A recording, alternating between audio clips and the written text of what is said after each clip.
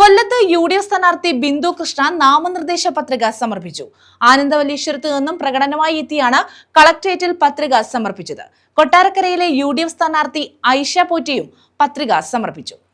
കൊല്ലം ജില്ലയിലെ വിവിധ മണ്ഡലങ്ങളിൽ UDF സ്ഥാനാർത്ഥികൾ നാമനിർദ്ദേശ പത്രിക സമർപ്പിച്ചു.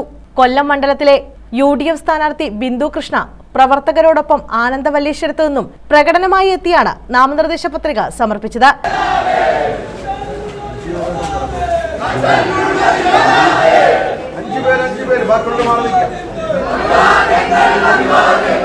കളക്ടറേറ്റിലെ പ്രിൻസിപ്പൽ കൃഷി ഓഫീസർ ഡീന എബ്രഹാമിന് മുമ്പാകെയാണ് പത്രിക സമർപ്പിച്ചത്.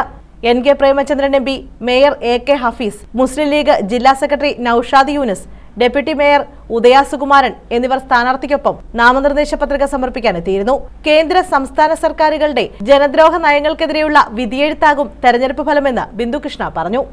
കഴിഞ്ഞ 10 വർഷക്കാലമായി കേരളത്തിലെ ജനതയുടെ ജീവിതം ദുസ്സഹമാക്കിയ ഒരു ഗവൺമെൻറ്റാണ് ഈ നാട് ഭരിക്കുന്നത്.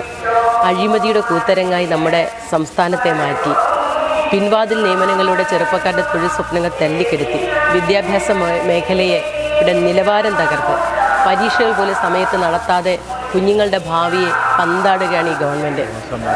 ക്രമസമാധാന നില അമ്പയെ തകർന്നു. ഗുണ്ട രാജായി കേരളം മാറി. മയക്കുമരുന്ന് മാഫിയയുടെ പിടിയിലേക്ക് കേരളത്തെ എത്തിച്ചു കൊടുത്തു ഈ സർക്കാർ. മുഖ്യമന്ത്രിയുടെയും കുടുംബത്തിൻ്റെയും അതുപോലെ CPM നേതാക്കന്മാരുടെ അഴിമതി കാരണം ജനത്തിന് പുറത്തിറങ്ങാൻ പറ്റാത്ത അവസ്ഥയായി.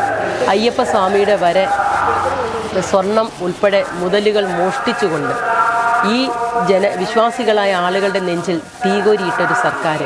കൊട്ടാരക്കര മണ്ഡലത്തിലെ UDF സ്ഥാനാർത്ഥി ഐഷ പോറ്റി പ്രവർത്തകരോടൊപ്പം എത്തിയാണ് നാമനിർദ്ദേശ പത്രിക സമർപ്പിച്ചത്. കൊട്ടാരക്കര തഹസിൽദാർ സന്തോഷ് NVക്ക് മുമ്പാകെയാണ് പത്രിക സമർപ്പിച്ചത്. കൊടിക്കുന്നിൽ സുരേഷ് MPയും സ്ഥാനാർത്ഥിക്കൊപ്പം ഉണ്ടായിരുന്നു. ന്യൂസ് ബ്യൂറോ, കൊല്ലം.